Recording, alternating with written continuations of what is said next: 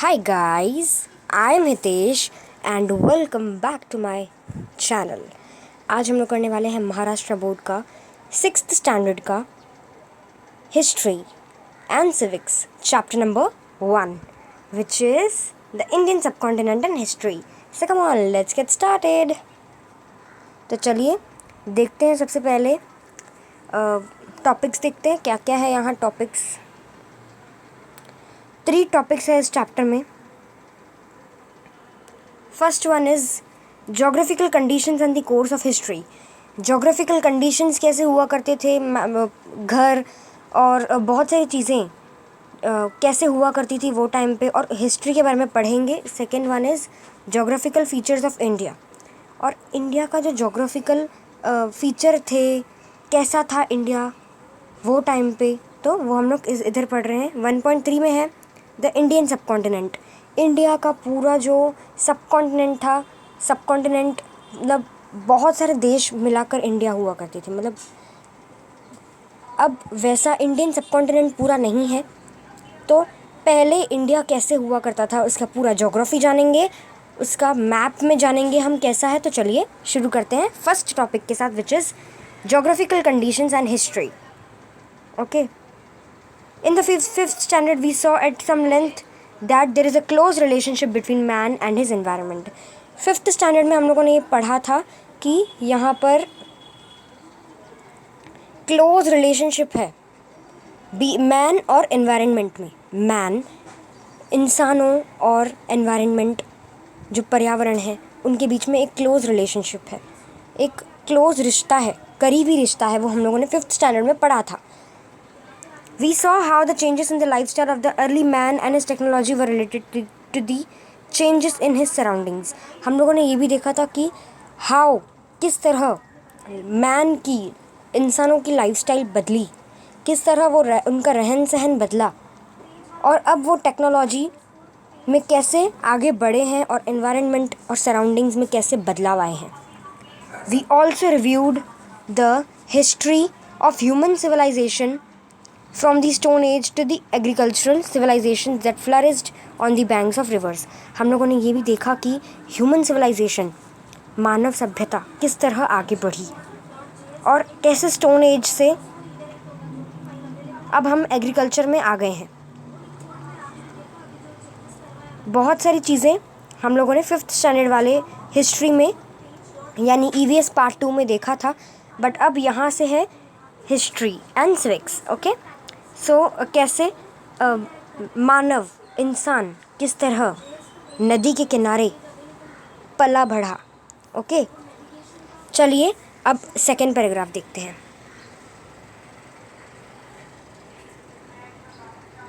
History is a coherent account of the significant past events in the progress of human culture. Time, place, society and individuals are the 4 major pillars of history. History एक हम लोगों को बताता है कि पहले past events में कैसे ह्यूमन कल्चर, इंसानों का प्रोग्रेस हुआ था, इंसानों की तरक्की हुई थी. पास्ट इवेंट्स, कुछ इवेंट्स ऐसे बताता है जिसमें ह्यूमंस की का प्रोग्रेस हुआ था, ह्यूमन कल्चर का प्रोग्रेस हुआ था, वो हमको हिस्ट्री में पता चलता है. Time, place, society and individuals. Time यानी समय, प्लेस जगह, सोसाइटी, इंडिविजुअल्स, ये सारे बहुत ही इम्पॉर्टेंट होते हैं हिस्ट्री में. अगर ये आप नहीं बता सकते तो हिस्ट्री आप नहीं पढ़ सकते. अगर आपको हिस्ट्री लिखनी है तो आपको ये चारों चीज़ों के ऊपर ही हिस्ट्री लिखी जा सकती है. Okay. We cannot write history without them. इन चारों चीज़ों के बगैर हम हिस्ट्री नहीं लिख सकते. अभी यहाँ पर ना आपको एक क्वेश्चन आ सकता है एग्ज़ाम में. ये इम्पॉर्टेंट लाइंस है, ये लाइन है पूरी इम्पॉर्टेंट है. आप प्लीज़ टेक्स्ट बुक में टिक कर दीजिए, पेंसिल से ब्रैकेट मार दीजिए. Time, place, society and individuals are the 4 major pillars of the history. आपको क्वेश्चन आ सकता है कि what are the 4 major pillars of history. What आ सकता है तो आप लिख सकते हैं ना, time, place, society and individuals. तो प्लीज़ इसको अच्छी तरह से ब्रैकेट मार दीजिए ताकि आपके लिए काम में आ सके. Okay. Now of these 4 compliments, place is related to geography or geographical conditions. इन 4 चीज़ों में हम लोग अभी फर्स्ट इन 4 चीज़ों में प्लेस किसके रिलेटेड है? ज्योग्राफी, यानी भूभाग, भूगोल भी बोलते हैं हिंदी में, ज्योग्राफी को भूगोल बोलते हैं। मतलब मैप, प्लेस जगह का नाम है, प्लेस किसी जगह को बोला जाता है।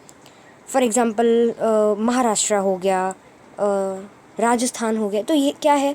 प्लेसेस है। तो ये क्या है? ज्योग्राफी में हम लोग पढ़ सकते हैं इनके बारे में। और हम अभी हिस्ट्री में ज्योग्राफी का हिस्ट्री पढ़ रहे हैं, ओके, इस पैरा में। In this sense history and geography are inseparable. और एक्चुअली हिस्ट्री और ज्योग्राफी वो अलग अलग नहीं है, एक ही है। क्योंकि हिस्ट्री में जो चीज़ें हैं वही हम ज्योग्राफी में भी पढ़ते हैं। टाइम के बारे में भी हम ज्योग्राफी में पढ़ते हैं, सोसाइटी के बारे में भी पढ़ते हैं, इंडिविजुअल्स के बारे में भी पढ़ते हैं। तो ये अलग अलग नहीं है, हिस्ट्री एंड ज्योग्राफी आर अलग अलग नहीं है, ठीक है। ये कभी अलग हो भी नहीं सकते, ऐसा इसमें लिखा हुआ है। History is influenced by geographical conditions in many ways. History को भी ज्योग्राफिकल कंडीशंस में देखा जाता, ज्योग्राफिकल कंडीशंस में इन्फ्लुएंस किया जाता है बहुत तरीक़ों में, ओके। चलिए आगे, 1 सेकेंड, ये देखिए अभी यहाँ ना, ये घरों के टाइप्स है, टाइप्स ऑफ हाउसेस। वो टाइम वो टाइम पे अलग अलग तरीके के घर हुआ करते थे। कुछ इस तरह हुआ करते थे और कुछ बड़े बड़े, ये आई थिंक केरला स्टाइल में है, केरला में ऐसे हुआ करते थे घर। ये महाराष्ट्रियन स्टाइल लगता है मुझे, ओके। इसका मुझे कोई आइडिया नहीं है, अगर आपको पता है तो प्लीज़ कमेंट में बता दीजिएगा, ओके। तो चलिए अभी ये वाला पैराग्राफ देखते हैं। Our diet, clothing, housing, occupation, in fact all human life in any religion depends on to a large extent on its geographical characteristics. Okay, हमारा जो डाइट है, हम जो खाना खाते हैं, हम जिस तरह के कपड़े पहनते हैं, हमारे घर जिस तरह के हैं, हम जिस तरह का काम करते हैं, इनफैक्ट हर ह्यूमन लाइफ, कोई भी इंसान अगर किसी भी तरह के रीजन में रहता है, किसी भी तरह के जगह में रहता है, तो वो किसके ऊपर डिपेंड रहता है? Geographical characteristics. अभी देखिए, अगर आप कश्मीर में रहते हैं तो आपके घरों की दीवार थोड़ी मोटी रहती है ना। घर अलग तरीके के होते हैं, कश्मीर में थोड़े अंदर से गर्म होते हैं। और अगर आप राजस्थान में रहते हैं तो मिट्टी के घर होते हैं। और क्लोथिंग भी उस तरह की होती है, कश्मीर में ठंडी ज़्यादा होती है तो उस तरह के हम कपड़े पहनते हैं, कोट, मोटे मोटे कपड़े पहनते हैं। एंड राजस्थान जैसे गर्मी का इलाका है, वहाँ पर लूज़ कॉटन क्लोथ्स पहने जाते हैं। तो ये किसके ऊपर डिपेंडेंट है? ये ज्योग्राफी के ऊपर डिपेंडेंट है, क्योंकि वो ज्योग्राफी ही है जिसके हिसाब से हम कैलकुलेट कर सकते हैं। कश्मीर में तो कश्मीर प्लेस है, वो ज्योग्राफी है। कश्मीर क्या है? ज्योग्राफी है। राजस्थान भी ज्योग्राफी में ही आता है। तो हम हिस्ट्री को बिना ज्योग्राफी के नहीं पढ़ सकते, ओके। हिस्ट्री ज्योग्राफी को हम लोगों को, अगर हिस्ट्री पढ़नी है तो ज्योग्राफी पढ़नी पड़ेगी, ज्योग्राफी पढ़नी है तो हिस्ट्री भी पढ़नी पड़ेगी, है ना। तो दोनों अलग अलग नहीं है, वो एक ही है। इसीलिए हम लोग सोशल स्टडीज़ बोलते हैं, वो एक ही में गिना जाता है, जैसे हिस्ट्री, सिविक्स, ज्योग्राफी, है ना। ओके, समझ में आया। For example, the life of the people in hilly regions is more strenuous than that of the people on the plains. एक एग्जाम्पल यहाँ पे दिया है कि जो लोग पहाड़ों के इलाके में रहते हैं उनका थोड़ा ख़तरनाक रहता है रहन सहन, लेकिन जो लोग प्लेन में रहते हैं, जो एकदम सीधे इलाके में रहते हैं, पहाड़ी इलाके में नहीं रहते हैं, ज़मीन उनकी सीधी रहती है एकदम, मतलब प्लेन इलाका, उसे प्लेन्स बोलते हैं, ओके। तो वो वहाँ पर लोग आराम से जी सकते हैं। Not much fertile land is available in the hilly regions, while in the plains it is available on a large scale. Fertile hilly regions में आपको खेती बाड़ी कम दिखेगी, लेकिन प्लेन्स एरिया जैसे महाराष्ट्र में प्लेन्स हैं तो वहाँ पर खेती बाड़ी भी आपको देखने को मिल जाती होगी। Okay.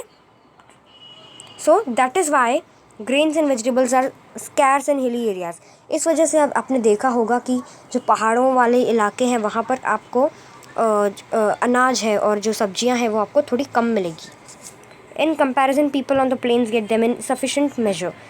और इसके बजाय प्लेन्स में जो लोग रहते हैं वहाँ पर आपको अच्छी तरह से सब्जी अनाज सब मिल जाएगा। Naturally this has an impact on the diet of the people.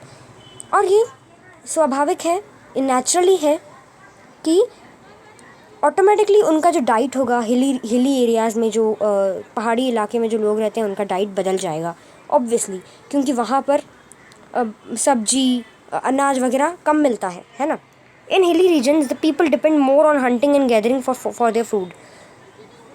पहाड़ी इलाकों में लोग खेती बाड़ी नहीं करते हैं, वहाँ पर लोग ज़्यादातर हंटिंग करते हैं, शिकार करके खाते हैं अपना खाना।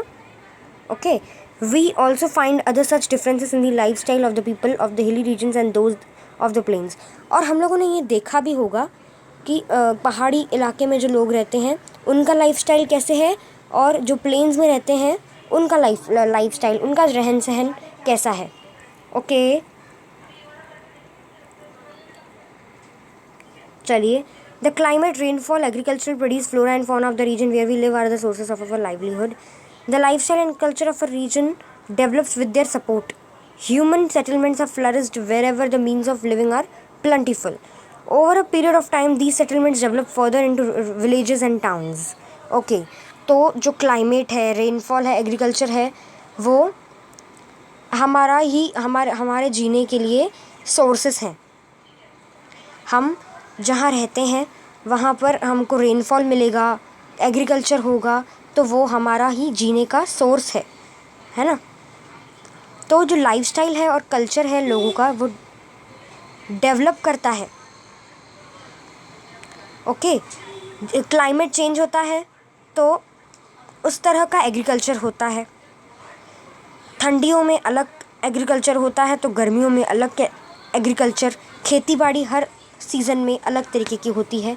तो इस वजह से जो कल्चर है, जो लाइफस्टाइल है, जो रहन सहन है, वो डेवलप होता है, उनका लोगों का डेवलप होता आया है। और अब हर तरफ धीरे धीरे जो लोगों को रहने का जो स्टाइल है वो डेवलप हो रहा है, बदलते जा रहा है। स्टोन एज से धीरे धीरे आगे बढ़ रहे हैं लोग। पहले सिर्फ पत्थरों के इस्तेमाल से ही हम लोग अपना पेट पालते थे, लेकिन अब धीरे धीरे हम लोग एग्रीकल्चर करने लगे हैं और हम लोग धीरे धीरे डेवलप कर रहे हैं। हम लोगों को अपने आप को अपग्रेड कर रहे हैं, हम बदल रहे हैं अपने आप को। ओके, और धीरे धीरे जो पहले एकदम छोटे छोटे विलेजेस होते थे, अब वो धीरे धीरे बड़े टाउन सिटीज़ में बढ़ते जा रहे हैं। Okay, but sometimes reasons like the degradation of the environment, drought, invasions, etc. lead to the scarcity of those means. पर कभी कभी कुछ कारणों की वजह से, कुछ कमियों की वजह से, जैसे एनवायरनमेंट की कमी हो जाती है, सूखा पड़ जाता है, बारिश नहीं होती है तो एकदम सूखा सूखा होता है। और कभी वो टाइम धीरे धीरे आक्रमण होते जा रहा था। अब धीरे धीरे राजाओं का समय आ गया था, तो लोग एक दूसरे के ऊपर अटैक करेंगे, तो उसकी वजह से भी कभी कभी जो हम लोगों को चीज़ें मिल रही थी वो कम हो जा रही थी, उनकी कमियां हो जा रही थी। खाने पीने की कमी हो जा रही थी और एग्रीकल्चर की कमी हो जा रही थी और बहुत सारी चीज़ें ऐसे कम हो जाती थी अगर ये प्रॉब्लम्स आती थी। तो people are forced to leave their settlements, और फिर उनकी वजह से अगर उनको कोई प्रॉब्लम आ जाती थी तो लोग ज़बरदस्ती अपनी जगह, अपने रहने वाली जगह छोड़ देते थे। Villages and towns become deserted.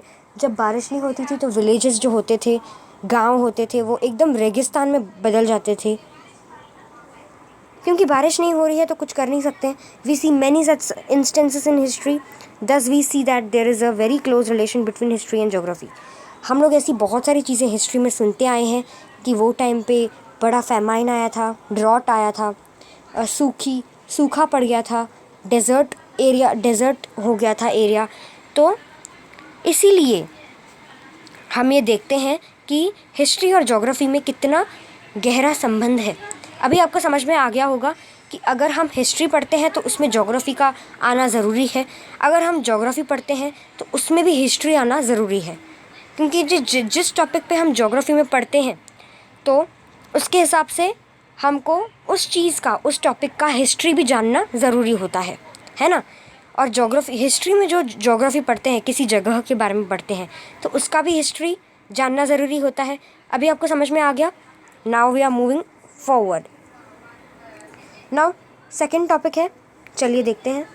Geographical features of India. Our country India extends far and wide. हमारा कंट्री इंडिया बहुत बड़ा है। As its north lie the Himalayas, to the east the bay of Bengal, to the west the Arabian Sea and to the south the Indian ocean.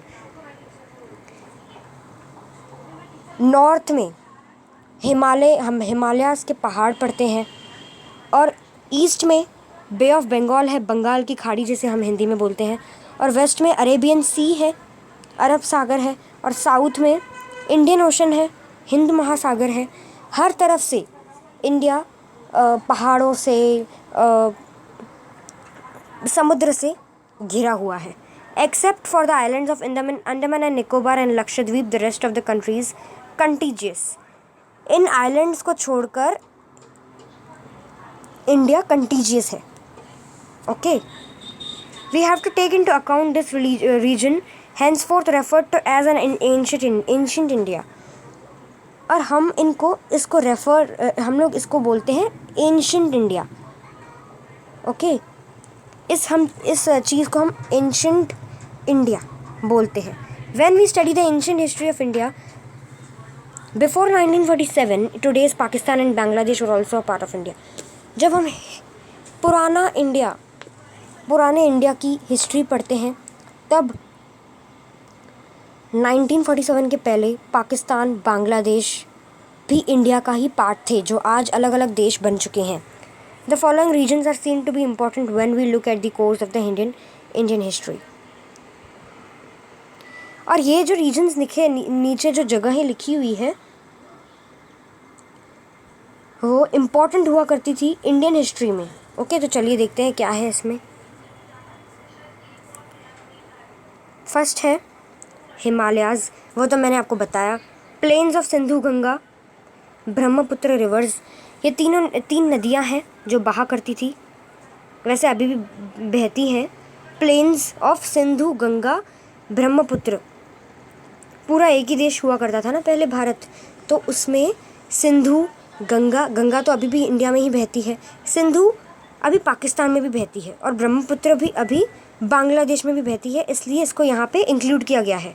Third, the Thar desert Rajasthan में है, Thar desert है जिसे बोला जाता है। फोर्थ है द डेक्कन प्लेट्यू आपको महाराष्ट्र और भी बहुत सारी जगहों पर देखने को मिल जाएगा। कोस्टल रीजन्स यानी जो समुद्र से लगे हुए इलाके हैं उन्हें, जैसे महाराष्ट्र है, गुजरात है, और कर्नाटका है, केरला है, तमिलनाडु है, आंध्र प्रदेश, वेस्ट बंगाल, उड़ीसा, इन तरह के कुछ स्टेट्स हैं जहाँ पर कोस्टल रीजन्स हैं। ओके, सिक्स्थ है the islands in the seas, और आइलैंड्स भी है ना हमारे पास, अंडमान एंड निकोबार, लक्षद्वीप, ये हमारे आइलैंड्स हैं। फर्स्ट ऑफ ऑल हिमालय देखिए, इस तरह के आपको हिमालयाज़ देखे ही होंगे, फिल्मों में दिखाए जाते हैं, और ये उत्तराखंड, कश्मीर और हिमाचल प्रदेश, नेपाल, इन जगहों पर हिमालयाज़ हैं। ओके, वो वेस्ट बंगाल और ईस्ट इंडियन स्टेट्स में भी अवेलेबल हैं, जैसे असम है, नागालैंड है, और अपने बहुत सारे स्टेट्स हैं ना, वहाँ पर 7 स्टेट्स हैं, अरुणाचल प्रदेश, तो वहाँ पर ये सारे हिमालयाज़ हैं। तो चलिए, the Hindu Kush and Himalaya ranges have created an impenetrable wall on the northern side of the Indian subcontinent। Hindu Kush and Himalaya ranges, Himalaya के पहाड़ों ने एक बहुत बड़ी वॉल बना दी है नॉर्थ साइड में। अभी हमारा जो बॉर्डर है वो चाइना से भी है, मगर वो सिर्फ 2 ही जगहों पर है, तीन ही जगहों पर है, जैसे कश्मीर है, सिक्किम है और अरुणाचल प्रदेश है। लेकिन इतना बड़ा पार्ट हमारा हिमाचल प्रदेश उत्तराखंड में भी है, मगर वहाँ पर हिमालय के पहाड़ हैं। इस वजह से हमारा बॉर्डर वहाँ नहीं रह सकता। तो वो एक बहुत बड़ी वॉल है। हिमालय हमारे देश को प्रोटेक्ट करता है। ओके, वॉल की तरह हमको प्रोटेक्ट करता है Himalayas. Okay, this wall has separated the Indian subcontinent from the deserts of Central Asia. However, there is a land route through the Khyber and Bolan passes in Hindu Kush Mountains. ये actually जो wall है वो separate हुई है Indian subcontinent में desserts में से, central Asia के। हाउएवर जो सेंट्रल एशिया का सेंटर पार्ट है ना, वहाँ पर इंडियन सबकॉन्टिनेंट सेपरेट हो गया है, बटा हुआ है डेजर्ट्स में भी। ओके, लेकिन जो लैंड रूट है खाइबर और बोलन पासिस, ये दो हाईवेज हैं, खाइबर एंड बोलन पासिस, जो हिंदू कुश माउंटेन्स यानी हिमालय माउंटेन्स में है। This route was connected to an ancient trade route. ये एक इम्पॉर्टेंट एंशिएंट ट्रेड रूट हुआ करता था व्यापार के लिए। The trade route from China pass through central Asia and reached Arabia. ये जो रूट था वो पूरा बीच में से निकलता था चाइना के, और फिर वो सेंट्रल एशिया से गुज़रते हुए वो अरेबिया पहुंच जाता था। अरब के काफ़ी देश है ना, Arabians, you know that. Okay, so जैसे सऊदी अरेबिया है और यूएई है, ये सब अरेबियन कंट्रीज़ है ना, तो वो वहाँ पर कनेक्ट होता था। It is known as the silk route और सिल्क रोड। ये सिल्क रूट या सिल्क रोड के नाम से जाना जाता था। ये एक्चुअली इंडिया को भी बीच में से रोड निकलता था, और वो राजस्थान से इसका एंट्रेंस था। Silk road, silk route, Jaisalmer. Okay, because silk was the main commodity exported to the west countries using this road. यही एक मेन रोड था जहाँ से चीज़ों को एक्सपोर्ट किया जाता था वेस्टर्न कंट्रीज़ में। The route through passes was used by many foreign invaders to enter ancient India. और ये रूट पास करके, ये रूट में से आकर जो फॉरेन इन्वेडर्स हैं, जैसे जो अंग्रेज़ जैसे लोग हैं, वो हम पर अटैक करने के लिए आते थे इसी रूट से। Many foreign travellers also came to India by this route. और बहुत सारे फॉरेनर्स भी इंडिया आते थे इस रूट से। ये था खाइबर पास। ओके, तो okay, now second topic is the plains of the Sindhu, Ganga, Brahmaputra. ये तीन नदियाँ। This region consist of the basins of 3 big river, Sindhu, Ganga, Brahmaputra and their tributaries. ये रीजन, ये जो इलाका है वो बिग रिवर्स, बड़ी नदियाँ जैसे सिंधु, गंगा, ब्रह्मपुत्र, इस रीजन में बहती हैं। This region extends from Sindh Punjab in Arabian sea, नहीं, सिंध पंजाब यही है ना, हाँ, to the west to the present day Bangladesh in the east. अभी ये जो नदियों का जो रूट था ना, वो सिंध पंजाब, यानी आज पाकिस्तान का एक स्टेट है, 2 स्टेट्स है, सिंध और पंजाब भी है, वहाँ पर भी एक पंजाब स्टेट है। वहाँ से लेकर यहाँ तक, यानी बांग्लादेश तक, वेस्ट से लेके ईस्ट तक ये नदियाँ बहा करती थी। It was in this region that the earliest Indian civilization of Harappa and the later states of the empires states and the empires of ancient India emerged. ये जो इलाका है वो एंशियंट इंडिया, अर्लीस्ट, सबसे पहला हड़प्पा सिविलाइजेशन नाम की एक सभ्यता थी, जो स्टोन एज से थोड़ी आगे की सिविलाइजेशन थी, स्टोन एज के बाद की सिविलाइजेशन थी। ये वहाँ पर रहा करते थे, और साथ ही में एंशिएंट इंडिया के कुछ ऐसे एम्पायर्स, यानी जो कुछ राजा के किंगडम्स हुआ करते थे ना, तो वो वहाँ पर रहा करते थे, ये 3 नदियों के किनारे पे।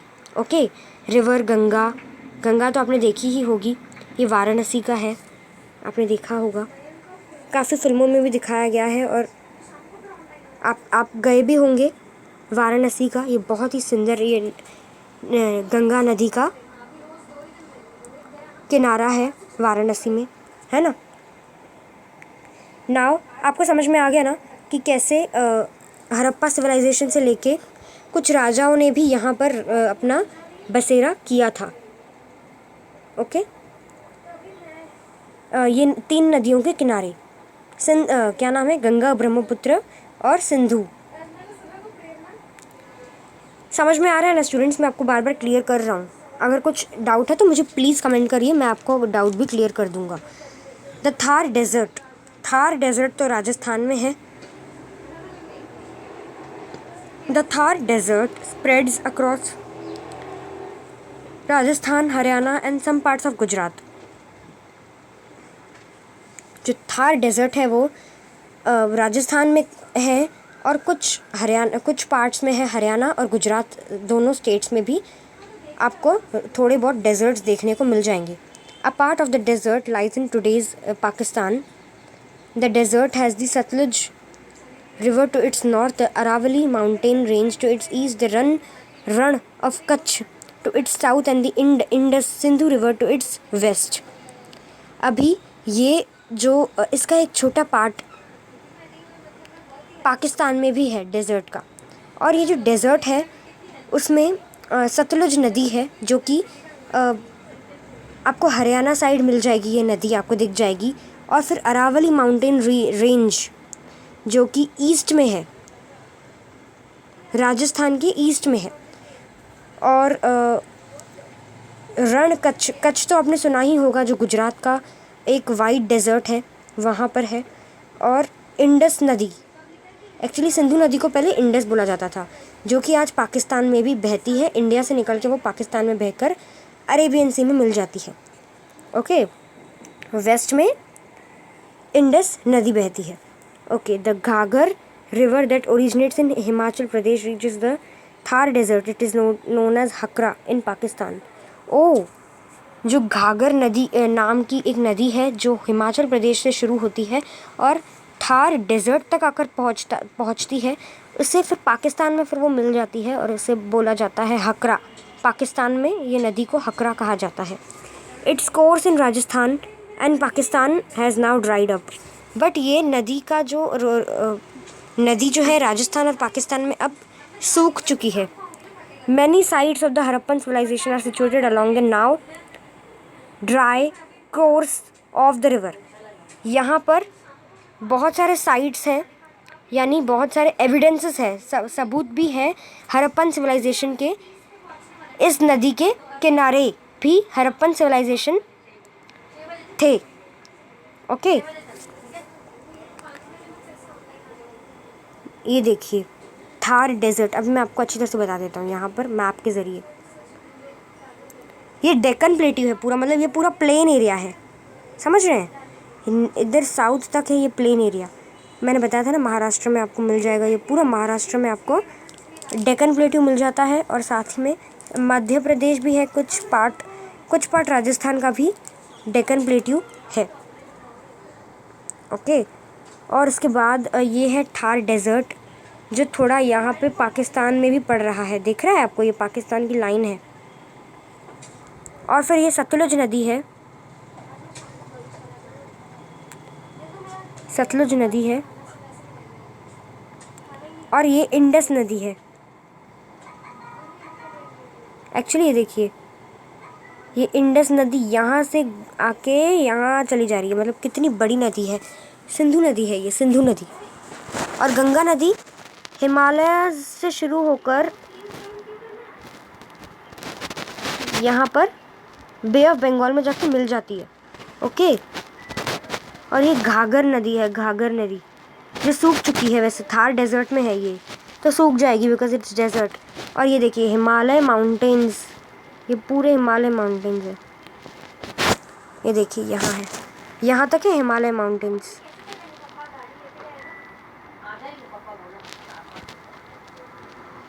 ओके,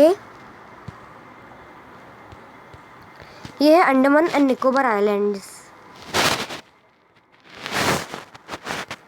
समझ में आया ना स्टूडेंट्स? मैप के ज़रिए थोड़ी आसानी से समझ में आ रहा है। चलिए अब हम डेक्कन प्लेट्यू के बारे में पढ़ते हैं।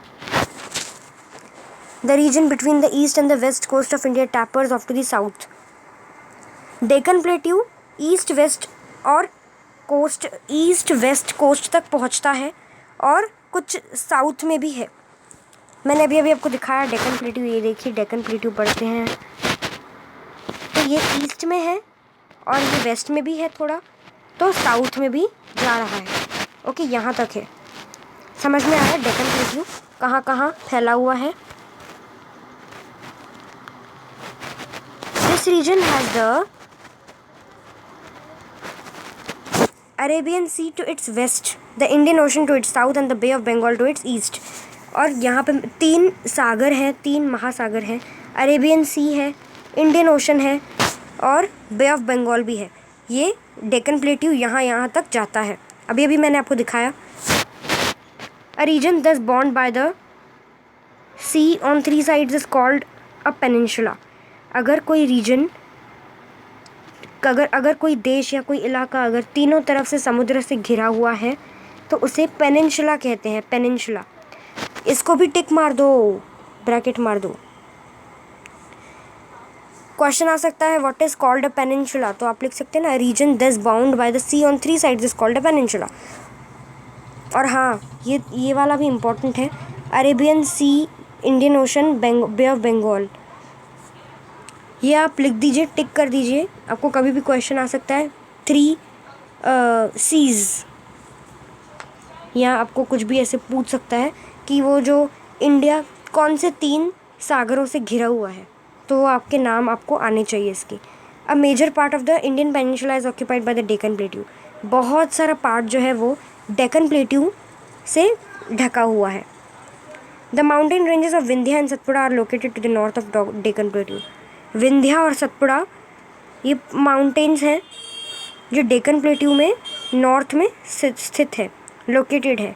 The Sahyadri mountain ranges are to its west. Sahyadri mountain west में है डेक्कन प्लेट्यू के। They are also known as the Western Ghats. अभी दिखाता हूँ आपको वेस्टर्न घाट्स। ये देखिए सह्याद्री माउंटेन्स, यहाँ पर माउंटेन्स हैं सारे और इन्हें बोलते हैं सह्याद्री माउंटेन्स। देखिए लिखा हुआ है सह्याद्री माउंटेन्स, और इन्हें वेस्टर्न घाट्स भी बोला जाता है। ओके,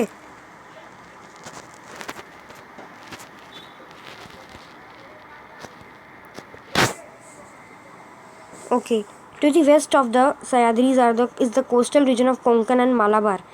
और उधर ही वहाँ पर कोंकण रीजन भी है। गोवा है ना, गोवा, उसे कोंकण रीजन भी बोला जाता है। और मालाबार यानी केरला साइड है, केरला को मालाबार रीजन भी बोला जाता है। The mountains on the eastern side of the Deccan plateau are known as the Eastern Ghats. अभी माउंटेन्स, ईस्टर्न घाट्स देखिए यहाँ है, यहाँ पर भी माउंटेन्स हैं काफ़ी सारे और इन्हें ईस्टर्न घाट्स भी बोला जाता है। जैसे यहाँ वेस्टर्न घाट्स है ना, वेस्टर्न घाट्स है, यहाँ पे ईस्टर्न घाट्स है। ओके, अभी हम कहाँ थे? तो हाँ, ऊपर थे हम लोग, थोड़ी और ऊपर थे। और कितना चैप्टर बाकी है? बस इतना ही है, बस जल्दी कंप्लीट कर देते हैं स्टूडेंट्स, थोड़ा लंबा हो रहा है वीडियो, 34 मिनट्स तक पहुँच चुका है। ओके, सो ईस्टर्न घाट्स तक हो गया हमारा। डेक्कन प्लेट्यू हैज़ फर्टाइल, एक second, Deccan plateau has fertile land where many post Harappan agrarian cultures flourished. Deccan Plateau was a part of the Maurya Empire, the largest in the ancient India. After the decline of Maurya Empire, too, several other kingdoms and smaller empires continued to flourish in this region. Deccan plateau में खेती बाड़ी बहुत हुआ करती थी Harappan civilisation से। हरप्पन सभ्यता से खेती बाड़ी की जाती थी क्योंकि वो सिंपल सीधी ज़मीन थी ना। और हरप्पन, हाँ, डेक्कन प्लेट्यू एक बहुत बड़ा पार्ट था जो मौर्य राजा आपने सुना होगा ना, अशोका एंड मौर्य, तो वो उनका पार्ट था, जो कि एक बहुत बड़ा एम्पायर था, बहुत बड़ा किंगडम था, राज्य था एंशंट इंडिया में। इसकी डिक्लाइन, मौर्य एम्पायर ख़त्म होने के बाद दूसरे राजाओं ने भी इस पर राज किया। The coastal regions from the time of the Harappan civilization ancient India had trade relations with the western countries. Harappan civilization के टाइम से एंशिएंट इंडिया का बहुत अच्छा रिलेशन था वेस्टर्न कंट्रीज से। This trade was carried on by sea, ये seas के द्वारा समुद्र से हुआ करता था। Therefore, India had developed contact and interaction with foreign cultures and people to the seaports. और साथ इसलिए इंडिया ने बहुत कुछ अच्छा सीख लिया था और एक अच्छा कांटेक्ट बना के रखा था फॉरेनर्स से, जैसे अंग्रेज़ हो गए, पोर्चुगल हो गए और फ्रेंच पीपल हो गए। Later on land routes came to be used for trade and transport. बाद में लैंड रूट्स यूज़ किए गए, ज़मीन के द्वारा रास्ते बनाए गए। But the importance of sea routes did not diminish, पर सी रूट्स का जो इम्पोर्टेंस था वो ख़त्म नहीं हुआ। आज भी कभी कभी आपने देखा होगा, कभी कभी नहीं एक्चुअली, आज भी देशों में सी शिप्स के द्वारा होता है trade. Now islands, Andaman and Nicobar are the Indian islands in the bay of Bengal. Andaman and Nicobar 2 islands हैं जो बे ऑफ बंगाल में है।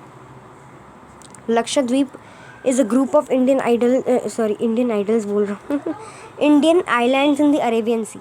और वो जिस तरह बे ऑफ बंगाल में राइट ईस्ट में है अंडमान निकोबार, तो लक्षद्वीप वेस्ट में है अरेबियन सी में। The location of these islands may have been important in ancient sea trade. The manuscript Periplus of the Arthurian Sea of Handbook of the Red Sea makes a mention of Indian islands.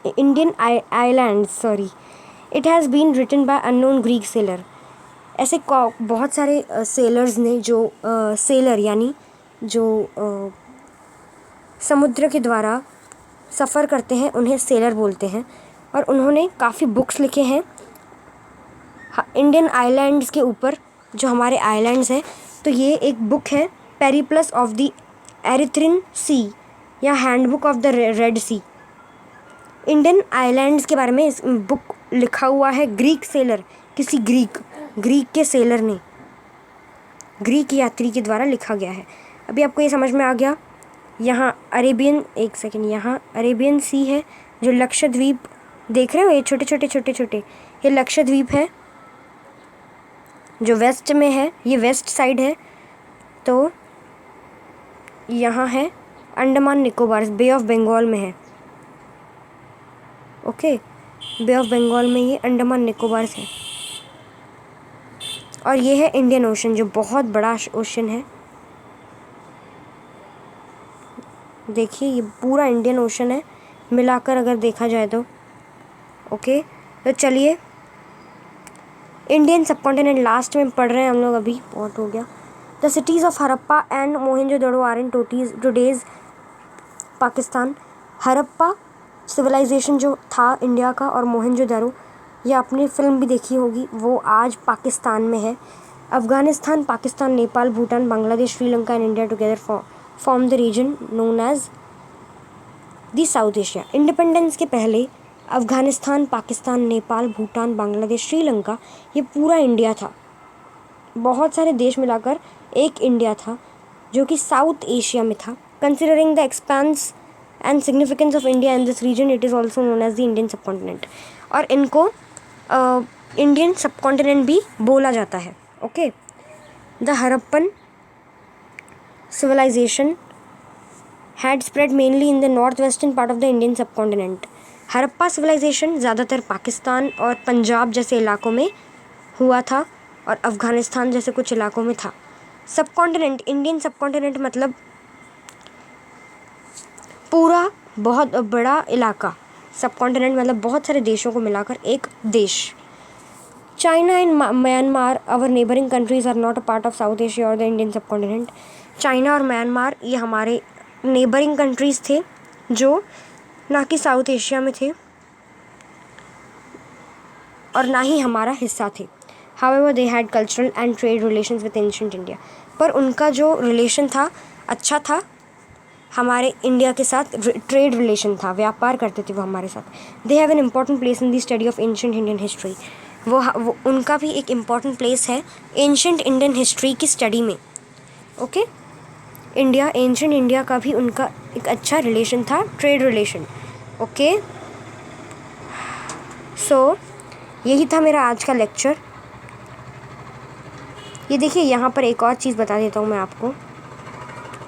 ये various costumes, मतलब costumes नहीं, मतलब हाँ या costumes, अलग अलग तरीके के कपड़े जो पहना करते हैं, हर स्टेट में अलग तरीके के कपड़े पहना करते हैं ना। तो ये महाराष्ट्र का है, ये पंजाब है, यू कैन सी, और ये साउथ इंडिया का है, ये गुजरात। ओके, सो स्टूडेंट्स, यही था आज का मेरा लेक्चर का video, chapter number 1 of history subject standard 6। तो मैंने अभी 6 स्टैंडर्ड का भी शुरू कर दिया है। तो चलिए मिलता हूँ आपको अपने अगले चैप्टर में। 1 सेकंड, इसको लोड होने दो, हो जाए। आपको मिलता हूँ अपने अगले चैप्टर में जो है sources of history, chapter number 2। उम्मीद करता हूँ आपको मेरा ये चैप्टर जो है वो अच्छी तरह से समझ में आ गया होगा। अगर कुछ भी डाउट है तो प्लीज़ मुझे कमेंट करके पूछ सकते हैं, मैं आपको बेझिझक आंसर दे दूँगा। Till then please like, share, comment and subscribe to my YouTube channel which is Hitesh Chalani, and till then keep growing and keep learning. So bye bye, see you in the next one.